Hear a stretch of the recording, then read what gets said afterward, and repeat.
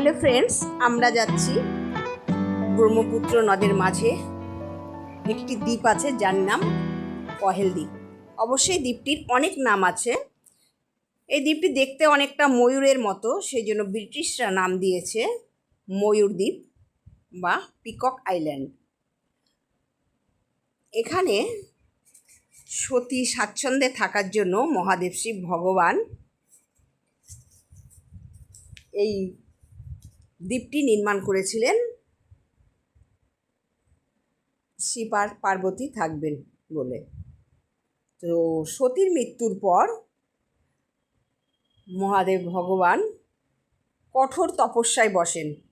সেই সময়ে প্রেমের দেবতা কামদেব তার ধ্যান ভঙ্গ করেন। শিব তখন ক্রুদ্ধ হয়ে তাকে ভস্মীভূত করে দেয়।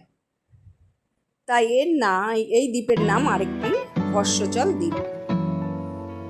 যাই হোক, এই দ্বীপের মাঝখানে একটা মন্দির আছে, উমানন্দ মন্দির। এই উমানন্দ মন্দির হওয়ারও একটি কারণ আছে। উমা মানে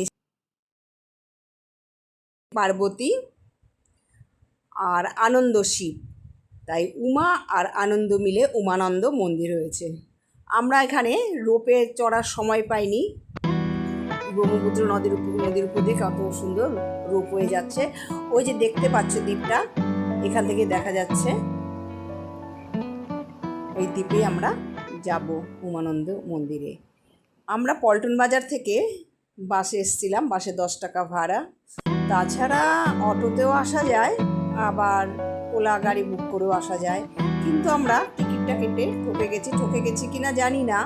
সেদিন সরকারি লঞ্চ ছিল না, কাজে 200 টাকা ভাড়া করে আসতে হলো। আর সরকারি লঞ্চ ভাড়া আপ ডাউন মাত্র 40 টাকা। যাই হোক, আমরা এসেছিলাম 3:30-র সময়, লঞ্চ বন্ধ হয়ে যাবে 5টায়। সেজন্য লঞ্চটা ছাড়তে একটু দেরি করেছিল। যাই হোক, লঞ্চে উঠে আমরা লঞ্চ পারাপার করে এই যে দেখতে পাচ্ছ মন্দিরের গেট। এখানে 150টা প্রায় সিঁড়ি আছে।